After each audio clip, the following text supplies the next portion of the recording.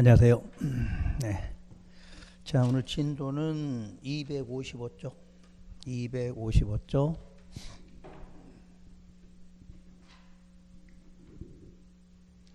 지난주에 정비사업의 시행 절차 요건 해드렸죠? 절차 기억나세요? 그 절차는 아직은 암기하고 이러지는 마시고 항상 있다 이 정도만 하시면 된다 그랬지. 오늘은 도시정비법에서 용어 두 가지만 하고 건축법으로 넘어갈 거예요. 왜냐, 여러분들 도시정비법은 지금 여러분이 할 수 없는 부분이니까 우선 정비법에서 가장 중요한 게 정비사업. 정비사업이 뭐냐? 요 정도만 정리할 거예요. 그래서 255쪽에 보면 2절에 정의라고 나와 있나요? 원래 이제 용어예요, 용어. 정의가 아니라 용어. 그러니까 여러분 책들이 자꾸 지금 이상한 말을 써놨는데 용어에 해당되죠. 자, 용어는 지금 여러분이 배울 거는 정비사업이라는 이 용어를 정확하게 알으셔야 돼. 그러면 정비사업이다 그러면 정비사업은 세 가지를 말해. 세 가지. 자, 정비사업은 첫째, 주거환경 개선사업 이렇게 나오고, 두 번째가 재개발사업이야. 재개발사업. 그리고 세 번째가 재건축. 그러니까 정비사업이라는 건 정비사업의 종류는 몇 가지? 세 가지가 있다 이렇게 말해. 그럼 여러분이 가장 생소한 게 이거죠. 지금 주거환경을 개선하는 사업이야. 여러분 이 정도는 알죠? 재개발한다, 재건축한다, 이런 말을 많이 들어보셨지? 요거는 크게 문제 없는데 요게 우리 처음 들어본 용어야. 그러면 이제 이때 재개발 사업에서는 따로 설명이 없더라도 여러분들 항상 이걸 떠올리셔야 돼. 재개발은 주택 재개발이 있고 상가 재개발이 있어. 주택 재개발, 상가 재개발. 이거는 현실에 가면 이렇게 써야 돼 지금. 그래서 이걸 이제 구분하기 위해서 우선 정비사업이라는 개요가 뭐 하는 게 정비사업이냐? 도시 기능을 회복하기 위해서 이렇게 나와. 그러면 정비사업이라는 게 왜 도시기능 회복이 나오게 돼요? 여러분 재개발하면 어디가 연상돼? 재개발. 달동네.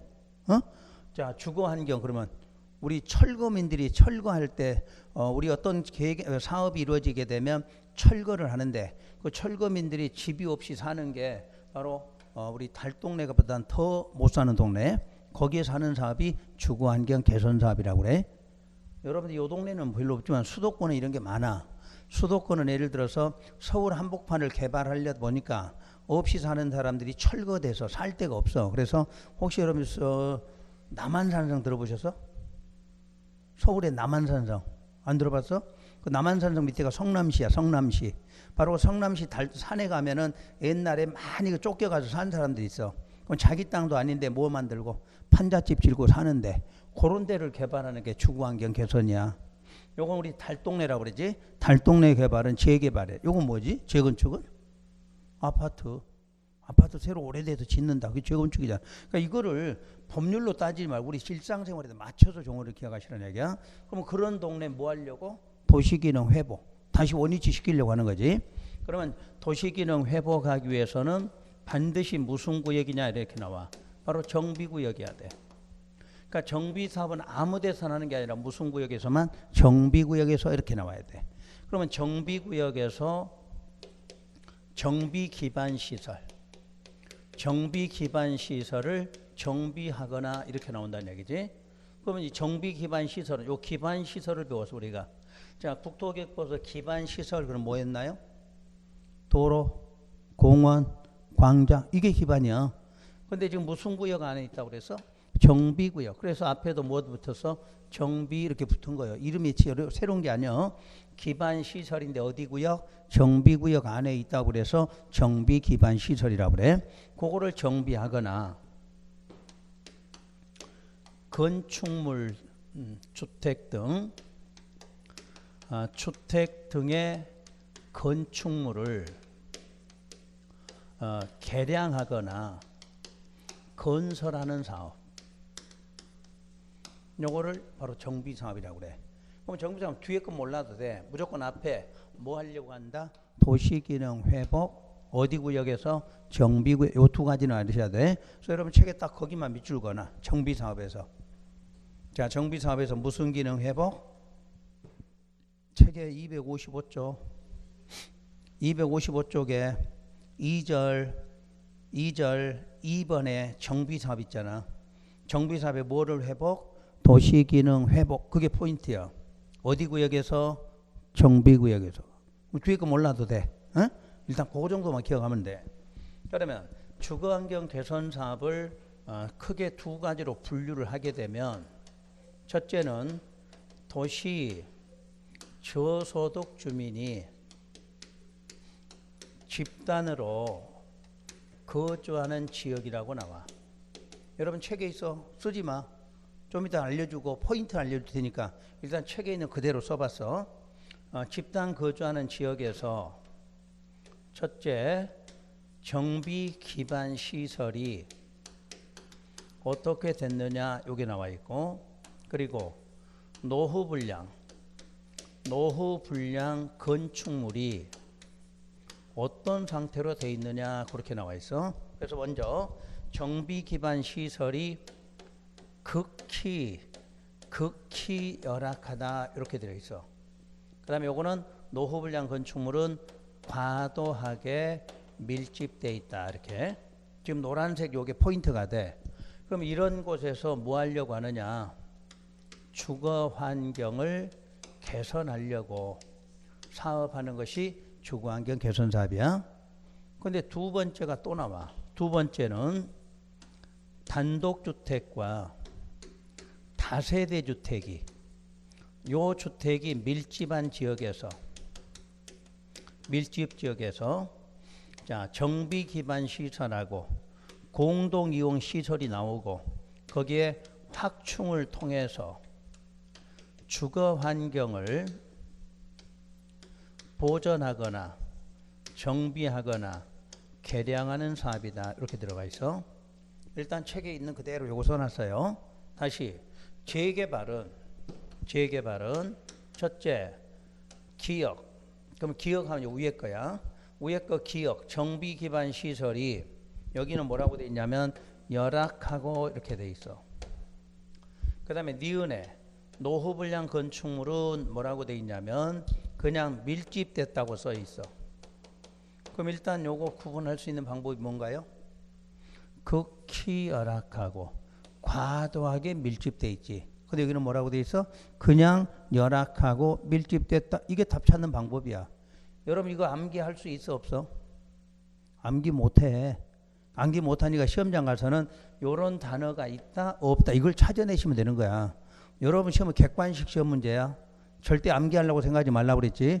비교가 돼서 시험에 나오면 그 중에서 뭐가 포인트가 되는 단어가 뭐냐 하면 하여튼 극히 열악 과도하게 밀집하면 무슨 사업 찾으면 돼? 주거 환경 찾으면 되는 거야. 여러분 시험 가서는. 그러니까 이거 암기하려고 생각하면 머리 아파. 어차피 안 외워져 여러분들 머리로는. 이거는 여러분이 한 개만 하는 게 아니라 이 많은 공부를 하다 보면 암기할 수가 없어. 아 이런 거 나오면 이렇게 찾는다. 이걸 연습하시라는 얘기야. 자꾸 눈에 익혀야 돼. 자 그래서 뒤에가 또 뭐라고 나오냐면 주거 환경을 개선하기 위해서 이렇게 또 나와. 근데 또 두 번째 재개발 사업은 상업과 공업지역에서 이렇게 나오네. 상업과 공업지역에서 뭐 도시기능 회복하고 상권 활성화 이렇게 또 나와. 그래 놓고 뒷부분에가 도시 환경을 개선한다 이렇게 지문이 나올 거야. 그 다음에 재건축 사업은 기역 정비 기반 시설이 여기는 뭐라고 하냐 양호하고 이렇게 나와. 양호하고. 그 다음에 노후 불량 건축물이 밀집된 공동주택이 나와. 공동주택이 밀집되어 있다. 그래서 여기도 주거 환경을 개선하려고 한다 이렇게 나왔어. 자 그러면 이제 정리를 해보면 일단 주거 환경 재개발 재건축에서는 시설하고 노후 불량 건축물이 문제가 나오겠지. 자 정비 기반 시설이 나오면 뭐가 나오고 극히 열악 과도하게 밀집됐고 여기는 그냥 열악하고 밀집했다 이렇게 나오지. 재건축은 뭐라고 나와? 양호하고 이렇게 나왔네. 양호하고. 왜 재건축은 정비 기반 시설이 양호해? 아파트 지어놨잖아. 아파트는 어떻게 돼 있어? 도로 나 있지. 그럼 잘 만들어졌으니까 재건축을 하는 거지. 그래서 항상 시설 문제가 나오면 극히 열악, 양호 세 개 찾으시면 돼. 그다음 자 노후불량, 과도하게 밀집이지. 밀집 요걸 갖고 찾아내라는 이야기야.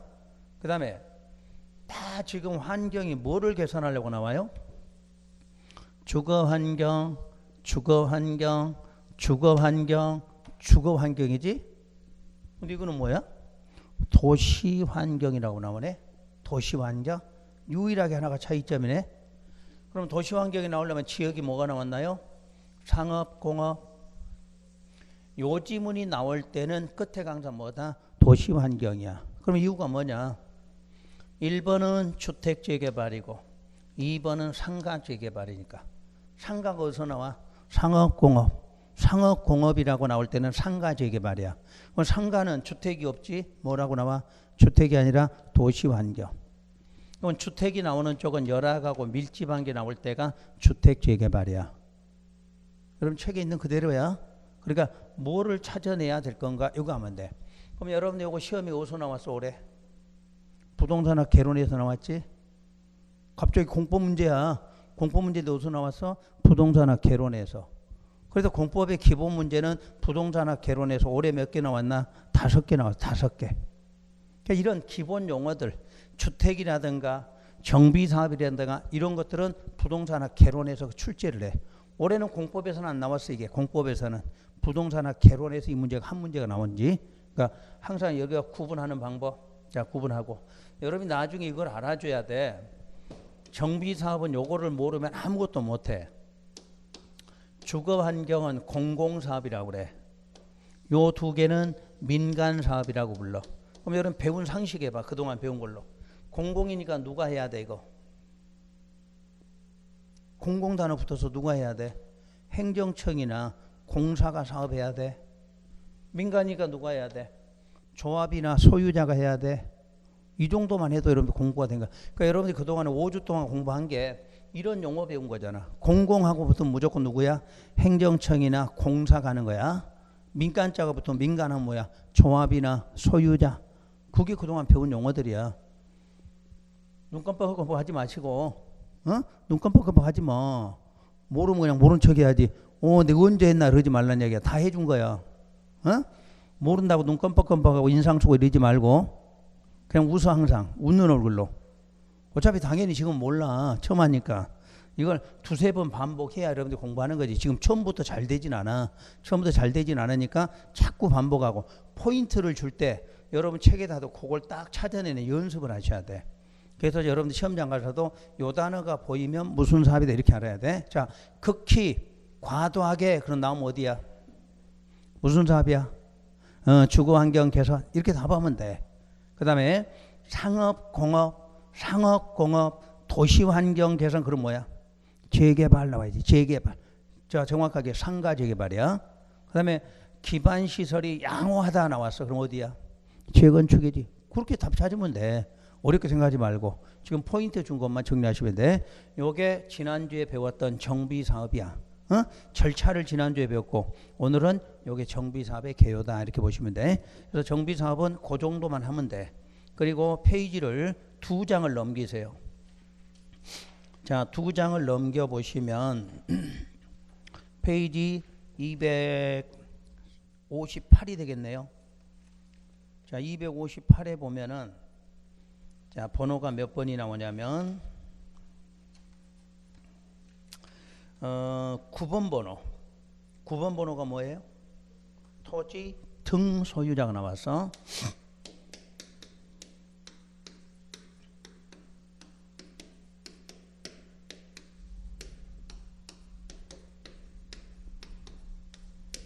비슷한 것 같은데 등자가 어디에 있느냐에 따라 달라지죠?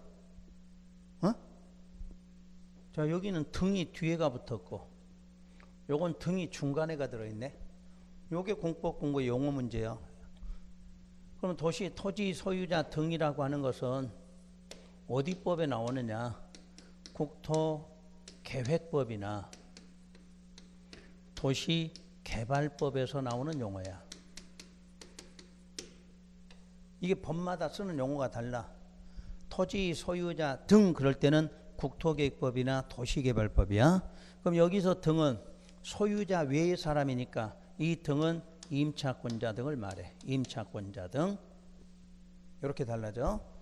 그러면 여기에 토지 등의 소유자 그럴 때는 도시정비법에서만 쓰는 용어가 돼. 도시정비법. 그러니까 이 내용은 전혀 달라. 내용 자체가. 비슷한 것 같아도 내용은 전혀 달라. 바로 이런 게 공법의 기본이야. 공법은 이 용어 구분부터 해야만 이런 문제 해결이 가능해. 그러면 여기서 소유자가 나왔고 등이니까 소유자 말고 누구? 임차권도 있다 이 뜻이야. 근데 중간에가 등이 들어가면 뭐냐? 도시정비법. 요 등은 여기서의 등은 건축물을 말해. 그러니까 토지 소유자도 있고 누구? 건축물 소유자다 이 뜻이야.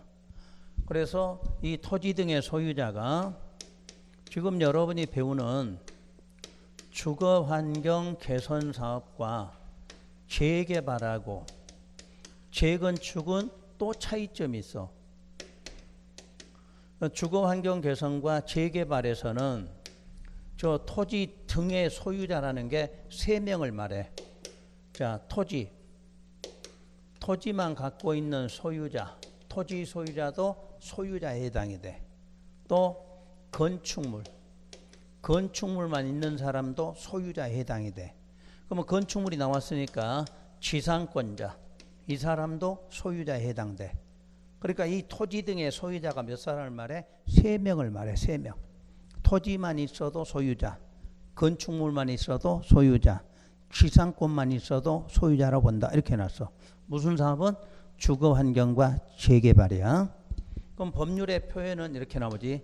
토지 소유자 또는 건축물 소유자 또는 지상권자. 그 말은 각각이 뭐다? 소유자로 본다. 이 뜻이 돼. 그러면 재건축에서는 토지 등의 소유자가 누구냐? 건축물 플러스 부속 토지까지. 그러니까 이때는 뭐하고 뭐가 동시에 있어야 돼? 건물하고 땅을 다 같이 갖고 있을 때가 뭐다? 소유자야. 이건 토지만 있어도 소유자, 건물만 있어도 소유자, 지상권자도 소유자다 이렇게 돼서. 근데 재건축에서는 건축물도 있고 뭐도 토지까지를 다 갖고 있는 사람만 소유자다 이렇게 말해. 그럼 법률의 표현은 건축물 및 부속 토지 소유자 이렇게 나와. 그리고 재건축에는 지상권이라는 게 있다 없다? 없어. 왜 없느냐? 아파트에 지상권 설정해 못해. 상식적으로 못해. 그러니까 이렇게 달라져. 토지 등의 소유자라는 사람이 무슨 사업이냐 따라서 이렇게 해석이 돼야 돼. 그럼 이게 또 한 문제짜리네. 이게 한 문제야. 시험장에 가잖아. 정비사업 한 문제, 토지 등의 소유자 이런 것도 한 문제씩 나와. 문제가. 그러니까 이런 거는 간단해. 시험 문제 풀 수 있는 게. 지금은 여러분들이 눈 동그란 게 뜨고 있는데 이런 거 시험 문제는 누구나 맞춰야 될 시험 문제 중에 하나다. 이렇게 보시면 돼. 그래서 도시정비법은 용어만 몇 개 해석 잘해도 몇 문제 건진다. 이렇게 보고 공부하셔야 돼. 그래서 특히 오늘은 정비사업의 개요하고 토지 등의 소유자 요것만이라도 정확하게 알고 가셔야 돼. 1월 달이 됐는데 이것도 몰아들으면 안 돼. 지금 공부하시는 분들은 1월 달 정도 되면 이거는 구분하고 있어야 돼. 그 많은 책을 공부하는데 이 정도 용어만 구분해도 이런 문제를 해결할 수 있는 거니까 반드시 구분하실 거. 그 다음에 그 밑에 보면 10번에가 토지주택공사 등이라고 또 나와. 하여튼 법률 공부할 때는 뭐가 많이 나와? 등 이런 게 계속 나와. 그 등을 알아야 돼. 그럼 토지주택공사니까 앞에가 토지주택공사야. 그러면 등은 뭐냐? 뒤에 지방공사 나와 있나? 지방공사를 말한다 이렇게 돼 있지? 그러니까 지금부터 토지주택공사 등 그러면 누구하고 누를 말해? 토지공사하고 지방공사를 말한다 이렇게 알아들으셔야 돼. 그래서 이런 용어가 해결이 안 되면 뒤에 본문을 가도 읽어도 못 알아들어. 그러니까 이 용어부터 반드시 구분하시고 오늘 도시정비법은 여기까지 끝. 자, 거기다 페이지 367 이렇게 적으세요. 페이지 367로 넘어가. 오늘은 367로 넘어가는 이유가 우리가 공법을 공부하다 보면 건축법의 용어들이 꽤 많이 나와요. 앞에서. 그래서 일단 그 건축법에 가서 이번 과정은 건축법 용어 정도까지는 하고 이번 12월 과정을 마치도록 할 테니까 자 우선 건축법 넘어가세요. 그러면 건축법이라고 하는 법은 뭐 하는 법이냐? 전국에 있는 건축물을 건축, 대수선, 용도 변경 이런 행위를 하기 위해서 만든 법을 건축법이다 그래. 자, 그 위에다 쓰세요. 건축법에다. 페이지 잘 찾아. 페이지 내가 불러줬어. 367을 펴라고 그랬어. 건축법 써져 있나요? 그 여백 많아. 그 여백에다 쓰세요. 필기할 때도 아무데나 필기 오시면 안 돼. 정확하게 할 때 필기를 해 놓으셔야 돼. 그래서 건축법은 뭐 하는 법이냐 그러면 전국에 있는 건축물을 건축, 대수선, 용도 변경 이런 행위 하려고 이런 행위를 할 때 규제를 하는데 어떻게 하느냐 하려면 허가나 신고를 하고 하라 하는 법이 건축법이에요. 그러면 지난주에 배웠어. 허가는 언제 받는 게 허가예요? 공적이야 사적이야? 반대 사적. 여러분 개인들이 어떤 행위 하려고 한다. 그럼 공법에서는 뭐 받아야 돼? 허가. 그럼 공적으로 할 때는 인가. 기억 안 나? 우리가 행정법상에 행정행위는 우리 2개밖에 안 배운다고 그랬잖아. 이거 사적. 여러분 개인들이 하고자 할 때는 항상 뭐 받아야 돼? 허가. 공적으로 할 때는 인가. 그럼 여러분 땅에다 건물 하나 짓고 싶어. 허가 받아야 돼? 인가 받아야 돼? 허가. 허가. 여러분이 하니까. 여러분이 공적이야? 여러분 공적 아니잖아. 사적이잖아. 그러면 자 울산광역시가 어디서 어디로 도로 만들려고 그래. 도로. 그러면 건설에다가 도로를 대신 만드는데 허가 받아서 할까? 인가 받아서 할까? 인가 그러겠지? 도로는 우리 개인이 못 만드는 거잖아. 공적이잖아. 그러니까 공법은 상식을 통해야 돼. 상식. 공법이라고 생각하지 마. 우리 평상시에 있는 상식이야. 여러분이 허가 받는다 인가 받는다 들었을 거 아니야. 허가는 언제 받아? 사적일 때. 인가는 언제 받아? 공적인 경우. 여러분 공적인 경우 돼 안 돼? 여러분 사인이잖아. 사인. 법 공부하면 공적이다 사적이다 이거부터 배우잖아. 여러분이 공적이야? 아니잖아. 사적이잖아. 여러분들이 하는 거는. 그러니까 공적이라는 건 행정청이 하는 게 공적이야. 또 공사 간다. 그게 공적이라는 얘기잖아. 사적 공적이야. 그러니까 건축물 건축할 때는 사적이니까 뭐 받아라? 허가 받아라. 그보다 경미할 때는 신고하고 하라. 이렇게 하는 법이 무슨 법이다? 건축법이다. 이렇게 말해. 그러면 건축법이라고 하는 법은 우리 시험에서 7문항이 출제가 돼. 7문항이. 근데 7문항 중에서 여러분이 맞출 수 있는 문항은 3개 정도 돼. 나머지 4개는 못 맞춰. 이래서 가장 어려운 거야. 건축법이. 이 건축법은 우리 시험에서 평상시 질문을 내는 게 아니라 어려운 것만 골라내. 3개는 쉽게 주고 4개는 안 배운 것만 내. 그렇다고 해서 매번 안 배운 걸 공부할 수는 없어. 그냥 그거는 안 배워도 돼. 우리 기본적으로 하는 것만 해도 3개는 맞춘다 이렇게 보면 돼. 그러면 건축법하고 무슨 법이 묶어져 있어? 주택법이 묶어진 법이잖아. 그럼 요것도 7개 문항이고 요것도 7개 문항이거든. 그럼 여기서 보통 3개 문제 맞아. 여기는 5개까지 맞아. 그래서 합해서 몇 개? 7개, 8개 맞게 줘. 시험 문제는. 그럼 반대로 이쪽이 어려워. 그럼 이쪽이 어떻게 나와? 쉬워. 항상 문제는 2가지 중 하나야. 묶어진 법은 한쪽이 어려우면 한쪽은 쉽게 줘. 그러면 그동안에는 요게 어려웠어. 그래서 뭐가 쉬웠어?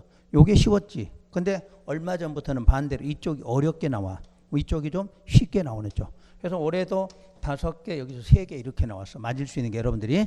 그래서 일단 2개 합해서 반 맞으면 돼. 2개 합해서 반. 왜? 나머지 법에서 더 잘 맞을 수 있는 거니까. 그래서 일단 이렇게 나오는 법이다. 이 정도만 하시면 되고. 그러면 건축법이 적용되고 있는 범위가 어디냐? 건축법 적용 범위. 그래서 첫째, 적용 대상물. 적용 대상물. 자, 물이라는 건 뭐야? 물건이야, 물건. 건축, 우리 민법 시간에는 물건 이렇게 말하지. 여기는 그냥 물 이렇게 말해. 자, 대상물. 그럼 건축법에 적용되는 대상물이니까 당연히 뭐가 나오겠죠? 건축물 이렇게 나오겠지. 건축물. 그리고 건축물을 건축할 때 땅이 있어야 되는데 그 땅이 대지라고 그래. 그 다음에 건축 설비가 나와. 근데 건축 설비는 여러분들이 여기 건물이잖아. 그럼 이 전기 시설 해놨어. 이게 뭐예요? 건축 설비야. 그럼 여러분 집에 수돗물이 있어야 돼, 없어야 돼? 수도 설비 있어야지. 그것도 건축 설비야. 물 썼으면 밖으로 버리는 시설이 돼야 되겠네. 하수, 그것도 역시 건축 설비야. 그러니까 건축물에 있어야 되는 시설들, 그런 거를 건축 설비라고 그래. 우리 시험에는 안 나와. 그래서 이거는 이름만 하고, 그리고 공작물 이렇게 나와. 그래서 건축법에 적용을 받는 물건은 총 4가지가 있고, 4가지 중에서 요것만 출제가 안 되고 나머지 3가지 출제가 돼. 건축물, 대지, 공작물은 여러분들의 시험에 출제가 되는 용어들이야. 그리고 4가지 중에서 요 3가지는 건축법 전부 적용한다 이렇게 말해. 그러니까 건축법이 조문이 만약 200개다. 그럼 200개 조문이 모두 적용하는 건 건축물, 대지, 건축설비 이렇게 말해. 공작물은 일부만 준용한다 이렇게 말해. 일부만 준용. 그래서 일부 준용은 나중에 여러분들이 바로 배울 건데, 공작물은 축조를 한다고 그래. 축조. 건축한다 이렇게 안 하고 축조한다. 그러면 축조할 때 신고하라 이렇게 나와. 그러면 우리가 원래 허가사항인데 공작물은 허가가 아니라 뭐다? 신고하면 된다 이렇게 나온다는 이야기야. 그래서 작년도 재작년도 시험 문제가 요걸 출제해서 공작물에 대해서. 다음 2번째가 그러면 적용 대상 행위가 무엇이냐? 행위는 3가지. 건축, 대수선, 용도 변경. 요게 건축법에 적용을 받는 행위 이렇게 말해. 행위는 3가지. 오늘 뭐 배워? 건축 배울 거고, 대수선 배울 거고, 용도 변경이라는 행위를 오늘 배우게 되는 거지. 자, 이때 이걸 좀 구분하게요. 그러면 3가지 중에 건축과 대수선이 한 개의 묶음이고, 용도 변경은 따로 분리를 해. 용도 변경은. 그러면 건축과 대수선 할 때는 원칙은 허가받아 하라 이렇게 나오고, 예외는 신고하고 하라 이렇게 나와. 그러니까 건축과 대수선 하려면 뭐 받아서 해? 허가받아 하라는 얘기야. 좀 그보다 경미할 때는 신고하고 할 수 있다 이렇게 나와. 그럼 용도 변경도 원칙은 허가사항이고 예외는 신고사항이다 이렇게 말해. 그러면 이거 똑같은 내용이면 한 줄로 쓰면 그냥 여기다가 허가 신고 그러면 되지. 왜 건축 대수선하고 용도 변경은 이렇게 분리를 해서 공부를 할 거냐, 이걸 알으셔야 돼. 행위는 3가지인데 왜 2개로 나눠서 하느냐? 이건 물리적이라고 그래. 물리적. 자, 물리적 다른 말로 공사해야 되는 행위야. 공사. 이건 물리적이 아니라 서류상의 행위야. 서류상의 행위. 서류상. 자, 한번 예를 들까요? 지금 여러분이 앉아 있는 교실은 학원이야. 그럼 용도가 2종 근린 생활시설로 돼 있어. 2종 근린 생활시설. 여기다 갑자기 술집 하려고 그래. 그럼 용도가 위락시설로 바뀌어야 돼. 그러면 자, 2종 근린 생활시설을 뭘로? 위락시설로 용도 변경해야 돼. 용도 변경. 어디에다만? 서류상으로 하는 거지. 서류상. 이 건물 뜯어서 하는 게 아니라 서류상으로 용도가 바뀌어야 돼. 그러니까 이거는 무슨 행위? 서류상의 행위야. 이건 뭐고? 공사하는 거고. 그래, 행위가 달라. 앞으로 건축 대수선 용도 변경 같다 그러면 안 돼. 똑같은 허가 신고니까 같다 이러면 안 돼. 이건 뭐 하는 거? 공사. 여러분 건축할 때 가만히 있으면 건축이 돼, 안 돼? 공사해야 되잖아, 건축은. 근데 용도 변경은 공사하는 게 아니라 어디에다? 서류 바꾸는 거야, 서류. 그래서 따로 구분해서 배워. 그래서 이제 법조문 공부할 때 건축과 대수선의 원칙은 법 제 11조에가 나와. 그러니까 건축법 11조에 가면 뭐라고 나와? 건축과 대수선 할 때는 허가받아라 이렇게 나온다는 얘기야.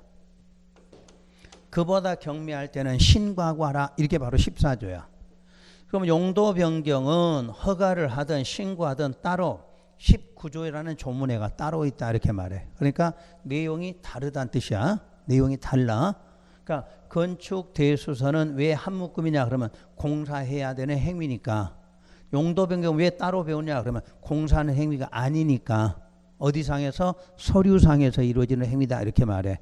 자, 법조문은 안 외우셔도 돼. 여기까지 외우지 않아도 돼. 대신에 요건 공부할 때 필요하니까 건축법 11조 그럼 건축허가 요 정도는 알아두시면 나중에 공부할 때 좀 편리하게 할 수 있다 이렇게 보시면 돼요. 그럼 오늘 배울 내용이 여기야. 오늘 이 과정을 배워. 이 과정. 그 다음에 두 번째 건축법 전면 적용지역 요걸 배우는데, 그러니까 건축법이 전면 그 말은 전부, 건축법 전부가 적용되는 지역이 어디냐 그러면 용도지역 중에서 바로 도시지역을 말해. 그러니까 도시지역이 지정된 곳 안에는 건축법 1조부터 마지막 조문까지 모두 적용한다 이렇게 말해. 두 번째 비도시 이렇게 나왔어. 그럼 비도시니까 어디가 아니란 얘기야? 도시지역 아니란 뜻이겠지. 그럼 도시지역 아니라는 게 용도 이름 세 개가 뭔가요? 관리지역, 농림지역, 자연환경, 보존지역을 말해. 앞으로 세 개를 한꺼번에 볼 때 뭐라고 그래? 비도시, 도시 아니면 비도시 이렇게 말해. 그럼 비도시의 지구단위 계획구역, 비도시에서 지구단위 계획구역으로 지정되면 거기도 전부 적용한다 이렇게 말하고, 세 번째 행정구역이 동 또는 읍의 때 동이나 읍의 지역도 건축법 전부 적용지역. 근데 이 동이나 읍에 해당하는 지역이 섬에 해당하면 섬에서는 인구가 500인 이상이어야 돼. 그러니까 여러분이 섬도 행정구역이 뭐에 해당하면 동이나 읍에 해당한다면 인구가 500인 이상일 때는 전부 적용지역이다 이렇게 표현할 거예요. 자, 그림으로 한번 이해해 볼까요? 자, 울산광역시 그랬어. 그럼 울산광역시는 용도, 그러면 용도 하면 몇 개죠? 울산광역시 4개. 울산광역시 4개 중에 하나야. 도시, 관리, 농림, 자연. 그러니까 울산광역시 땅은 4개 용도 중에 하나로 지정됐다 이런 뜻이야. 그러면 도시지역은 건축법이 어떻게 적용돼? 전부 적용된다 이 말이겠지. 그럼 관리나 농림이나 자연은 일부만 적용한다는 뜻이야. 그러니까 법을 해석을 잘할 수 있어야 돼. 전부는 도시지역은 전부니까 그럼 도시지역이 아닌 쪽은 일부 적용지역 이래야 돼. 그런데 이 일부만 적용되는 지역에도 무슨 구역이 지정되면, 지구단위 계획구역이 지정되면 여기는 어떻게 된다? 전부가 적용돼. 그럼 여기도 지구단위 계획구역 지정되면 전부, 여기도 지구단위 지정되면 여기도 전부 적용이 돼. 일단 비도시는 뭐만 적용해? 일부만 적용하는데 거기에 무슨 구역이 지정되면, 지구단위 계획구역 지정되면 이것도 전부가 적용된다 이렇게 말해. 자, 다시 여기에 행정구역이 읍이 있다, 행정구역 동이 있다. 그럼 이것도 어떻게 돼? 전부. 그러니까 용도에서 도시는 무조건 전부고 도시지역 아닌 건 원래는 일부인데 뭐뭐가 지정되면 지구단위가 지정됐거나 행정구역이 뭐로 돼 있으면 동이나 읍으로 돼 있으면 전부 적용지역이야. 그러니까 이런 말들을 시험장 가면 찾아낼 줄 알아야 돼. 전부 적용하면. 그래서 여러분들이 건축법 시작 그러면 여기서 여기까지 먼저 딱 머리에 넣고, 그리고 지금부터 여기에 맞춰서 건축 대상물부터 하나하나씩 이제 배운다 이렇게 생각하시면 돼. 그러니까 모든 법률 공부할 때는 이렇게 체계부터 잡으라는 거. 이 법이 뭘 공부하는 법인지 이걸 알고서 공부하라는 얘기야. 우리 국토개혁법 할 때도 요 체계 잡아줬고, 도시개발법, 도시정비법, 건축법 모두 다 법할 때는 이렇게 체계를 잡으셔야 돼. 우리가 현재 뭘 배울 거냐 이걸 먼저 생각하시라는 거. 자, 그러면 여기에 맞춰서 여러분 체크 뒷장 넘겨보세요. 자, 뒷장에 넘기니까 제2절을 보세요. 자, 2절에 정의라고 써지는데 법률에는 정의라는 게 없어. 용어야, 용어. 용어 이렇게 나와. 그래서 자, 동그라미 1번 건축법 적용 대상 뭐라고 돼 있어요? 건축법 적용 대상하고 뭐라고 돼 있어?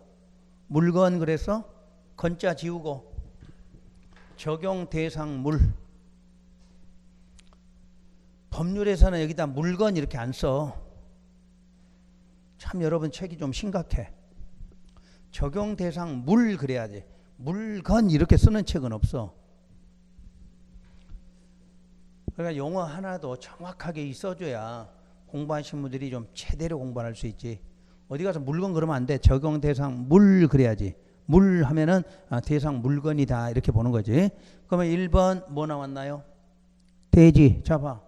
대상물에는 뭐 있어? 건축물. 요건 순서 바꿔도 상관없어. 이거는 바꿔 나와도. 1번이 대지 나와도 되고 1번이 건축물 나와도 상관없는 거야. 이거는 쓰는 사람 마음이야. 이것만큼은. 자, 1번 대지가 나왔어. 그럼 다음 장 넘겨봐요. 뭐 나오나? 양고로 2번이 오른쪽 페이지에 뭐 나와? 그럼 도로가 있어 없어? 도로 있어 없어? 없네. 없지. 도로 있자 없어. 여기 없잖아 도로. 그럼 그 밑에 뭐 있어? 쭉 내려온 밑에 건축물. 건축물 있지? 그럼 다음 장 넘겨봐.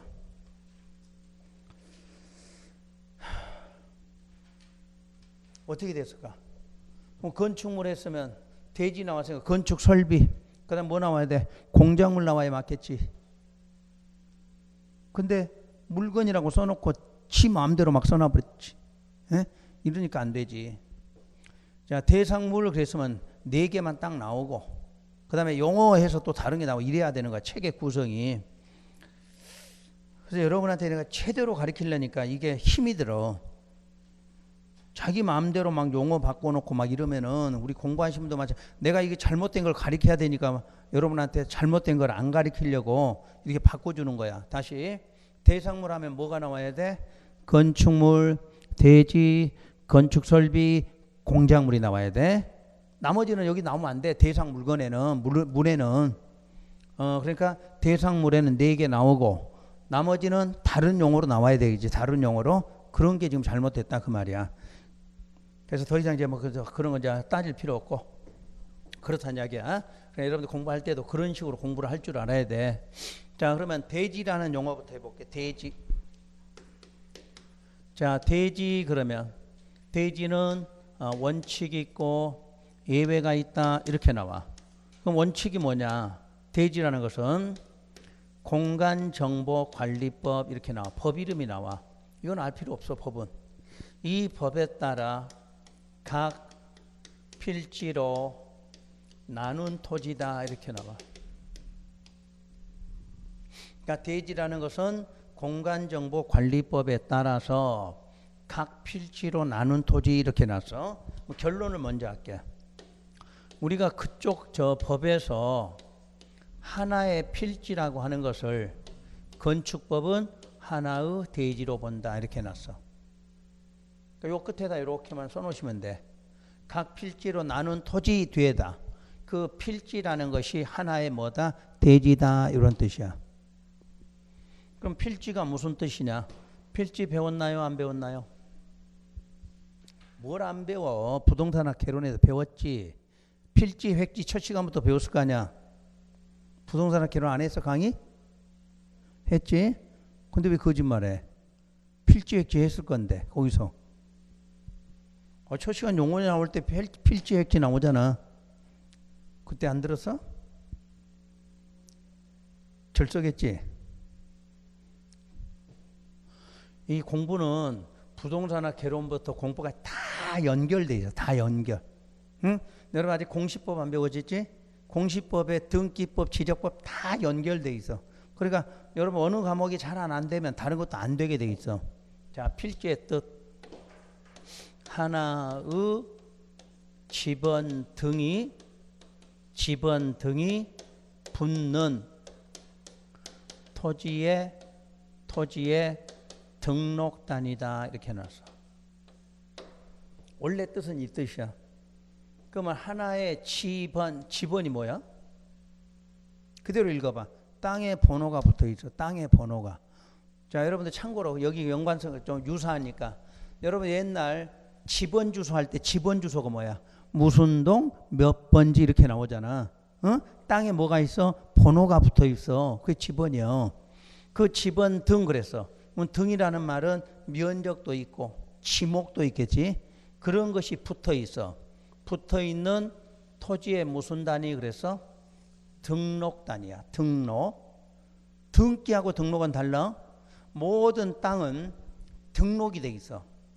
등록이 됐을 때 이 사람이 소유권자가 누구냐 하는 걸 어디 보면 나와? 등기부에 나오는 거지. 등기부에 권리관계야. 등기는 여기 등록이야. 그러면 등록되는 장부가 있어. 그게 대장이라고 그래. 토지대장, 임야대장 이렇게 대장이라는 게 있어.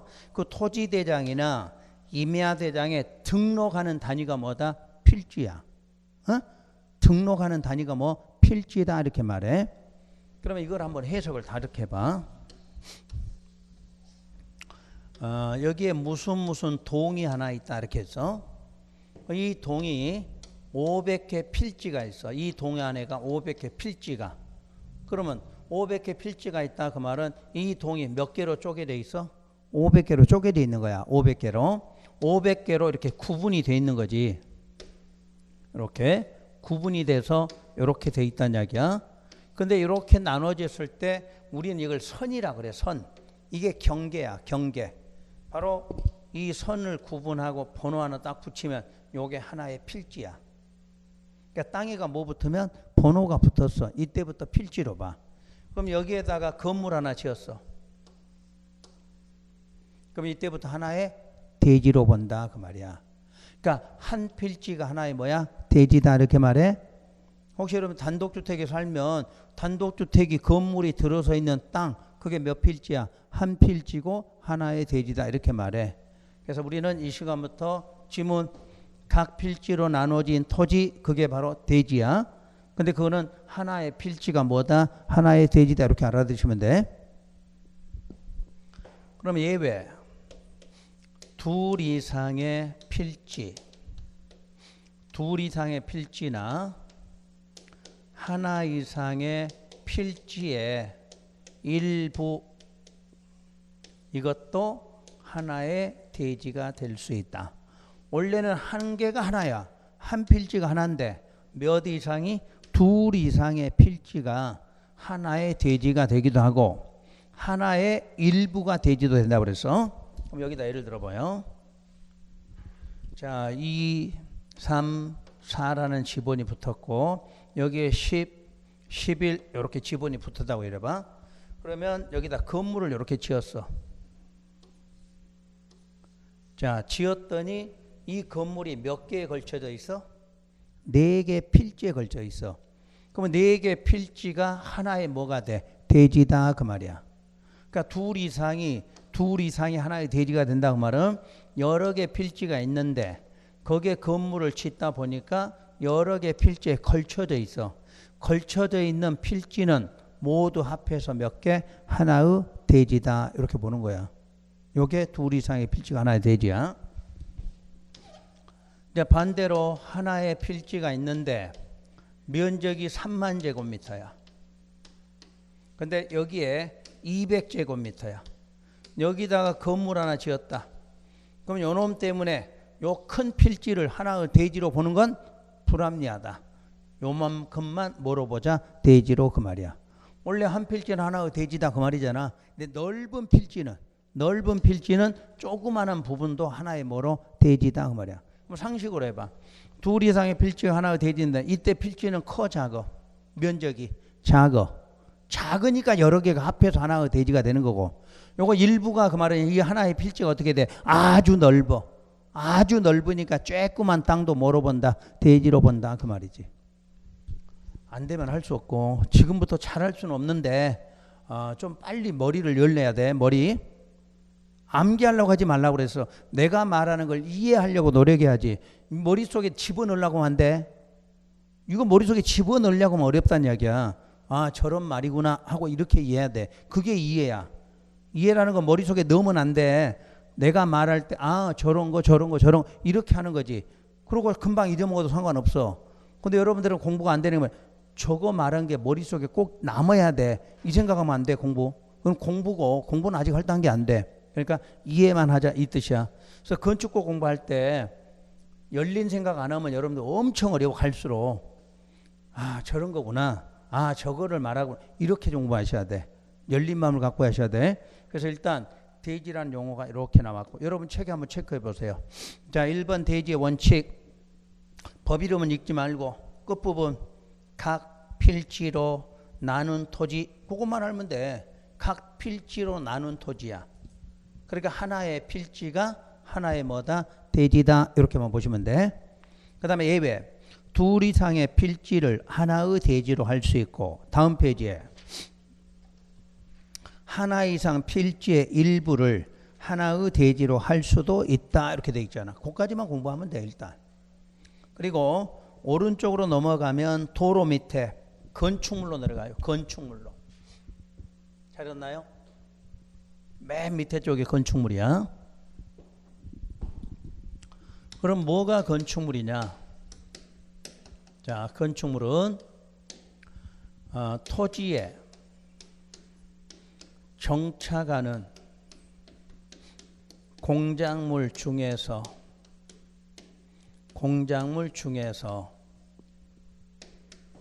지붕과 기둥 또는 벽이 있는 것 이렇게 놨어. 이걸 건축물이라 한다. 그럼 용어 해석을 해보죠. 또 한번.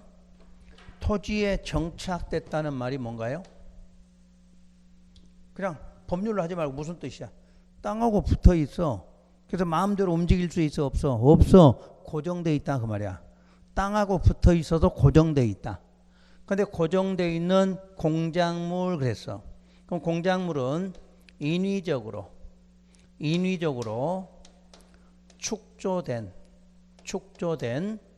시설물을 공작물이다 이렇게 말해. 자, 인위적이 뭐야? 인위적이 우리 사람이 했어. 쉽게 사람이 만든 시설물이야. 사람이 만든 시설물을 뭐라고 그래? 공작물이라고 그래. 그러니까 여러분 뭐 만들었어? 그럼 뭐라고 그래? 공작물이요. 근데 공작물 중에서 뭐가 있으면 지붕과 기둥 또는 벽이 있어야 돼. 그러면 기둥하고 벽은 둘 중에 뭐만 한 개만 있어도 된다 그 말이지. 자 그럼 해봐. 지붕이 있고 기둥이 있다. 여기 뭐야? 이게 건축물이야. 지붕이 있고 뭐가 있으면 기둥이 있으면 건축물이야. 그러면 그 뒤에가 여러 가지가 더 있어. 그럼 당연히 건축물이야. 그러니까 최소는 뭐하고 뭐만 있으면 지붕하고 기둥만 있으면 건축물이다 그 말이야. 두 번째, 지붕하고 벽이 있으면 이것도 건축물이야. 그러면 당연히 뒤에가 더 있는 것도 건축물이다. 그러면 우리가 건축물에는 반드시 뭐가 있어야 되는 거야? 요게 있어야 되는 거지? 그럼 요게 있으려면 왜 요거 아니면 요거 있어야 돼? 자, 지붕이 혼자 떠 있을 수 있어 없어? 없으니까 뭐로 받쳐야 돼? 벽이나 기둥으로 받쳐야 건축물이야. 그러니까 지문회가 지붕과 뭐가 있어야 되고 지붕이 있어야 돼. 그럼 지붕을 받치려면 뭐가 아니면 뭐가 있어야 돼? 기둥이나 벽이 있어야 된다 그 말이잖아. 자, 지붕이 이렇게 혼자 떠 있을 수 있어 없어? 없잖아. 그럼 이게 받치려면 뭐 해야 돼? 벽 아니면 기둥으로 받쳐야 이게 있을 거 아니야. 그래서 건축물이다 그 말은 뭐가 있어야 건축물이야? 지붕이. 그럼 지붕이 있으면 뭐가 필요해? 벽이나 기둥 그 말이잖아. 그러면 기둥하고 벽이 있어. 건축물이 아니야? 건축물 아니지. 항상 지붕이 있어야 건축물이라니까. 기둥 벽이 있으면 건축물 아니야. 이거는 그냥 단순한 공작물 이렇게 보시면 되는 거지. 두 번째, 그 동그라미 1에 딸린 시설물 그래. 동그라미 1에 딸린 시설. 동그라미 1번이 지금 건물이야. 건물. 근데 거기에 딸려 있어. 자, 거기에 딸려 있는 게 뭐냐? 예로 들면 대문, 담장, 굴뚝 이런 것도 건축물로 본다야. 문제는 요게 독자적으로 있을 때는 건축물일까 공작물일까? 공작물이지. 지붕 없으니까 공작물이잖아. 근데 1번하고 같이 있으면 건물이 된다 그 말이야.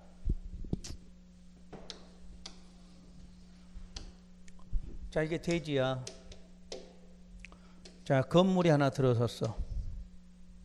이 건물이야. 대문 만들었어. 이것도 뭐야? 건축물. 굴뚝 건축물. 담장 굴 전부 건축물이다 그 말이야. 그러면 하나의 대지에는 건축물이 한 개만 있어야 돼? 여러 개가 있어도 돼? 여러 개가 있어도 되지? 그때 요놈 하나가 주건물이야. 나머지는 전부 다 부속이라고 그래. 부속. 그러니까 무조건 대지에는 건물이 여러 개가 있으면 무조건 주된 건 몇 개? 한 개. 나머지는 전 부속이다 이렇게 말해. 이거 잘 기억해놔. 요걸 알아야 나중에 건축이라는 행위를 알 수가 있어. 그래서 다시 분명히 요것만 있을 때는 건축물이 아니다. 공작물이다. 근데 그게 몇 번 하고 1번 건물하고 같이 있으면 이것도 건축물로 본다 이렇게 나왔어. 그러면 요거는 주로 주된 거고 요건 뭐다? 부속이다 이렇게 보는 거지. 두 번째는 지하나 또는 고가. 지하나 고가의 공작물에 설치하는 것도 있다. 그러니까 꼭 땅에 붙어 있는 것만 아니다. 지하나 고가에도 있을 수 있다. 그래서 지하나 고가에는 자 차고, 창고, 뭐 점포, 무슨 사무실 이런 것도 지하나 고가에 설치되면 전부 건축물로 본다 이 내용이야. 그래서 이게 건축물 기본이야. 그러면 우리가 그동안에 여러분 공부하기 전에는 지붕이 있으면 건축물이고 지붕이 없으면 공작물이다 하는 게 뭐야? 요걸 말하는 거지 이거. 이게 가장 기본 문제야. 그래서 여러분 책에 372쪽 위에 자 372쪽 맨 위에 뭐라고 돼 있어? 토지에 정착하는 공작물 중에서 지붕과 기둥 또는 벽이 있는 것과 이에 딸린 시설물 그다음에 지하나 고가의 공작물에 설치하는 것이 있다 이렇게 나와 있잖아. 그거 쭉 내려와. 쭉 내려오면 맨 밑에 건축법 신고 대상 뭐라고 나와? 공작물 나와지. 공작물. 그럼 공작물은 오른쪽 페이지. 공작물은 오른쪽 페이지에 보면은 자, 첫 줄에가 뭐 하라고 돼 있나요? 신고하라 이렇게 나와. 그래서 이 단어야. 공작물은 자, 축조하려면 뭐 하라? 신고하라. 근데 신고해야 되는 규모가 동그라미 1번. 옹벽이나 담장은 얼마 넘어야 돼? 2m를 넘는 거 그랬지? 넘는다는 말이 초과된다는 이야기야. 그럼 여러분 시험에 이렇게 나와. 2m짜리 담장, 2m인 담장은 신고해야 된다. 맞아 틀려? 틀렸지? 2m짜리 신고 안 해도 돼. 그럼 3m짜리 담장 그럼 어떻게 해야 돼? 신고한다 이렇게 되겠지. 뭘 주의하라? 넘었다는 걸 주의하라는 얘기야. 넘었다. 초과야 초과. 오늘 숫자는 외우지 말고 그렇다는 이야기야. 공작물 축조 신고는 무조건 신고하는 게 아니라 해당 숫자를 어떻게 해야 돼? 넘었을 때야. 그럼 2번에 한번 봐봐. 광고탑, 광고판이 나와. 이거 신고하려면 얼마 넘어야 돼? 4m 넘어야 돼. 그럼 3m짜리는 신고해야 안 해? 안 한다 그런 말이지. 그렇게 해서 출제된 게 29에 30회 때 시험 문제야. 오늘은 숫자나 외우지 말고 그렇다 이렇게 보시면 돼. 자, 그래서 지금 뭘 끝나는 거 봐요. 적용 대상물에 우리 뭘 배웠나요? 건축물, 대지, 공작물 배웠어. 어차피 설비는 안 배울 거니까. 그러면 이제 대상물 배웠으니까 뭐 배워야 돼? 행위 배워야 되겠지? 근데 행위 배우기 전에 다시 앞장으로 가면 아까 도로가 나와 있죠? 도로 앞장에 대상물은 아닌데 도로가 나왔잖아. 그러니까 도로는 보너스로 이제 배울 거야. 쉬었다가 도로라는 것이 무엇이냐 하고 이제 쉬었다가 들어갈게요.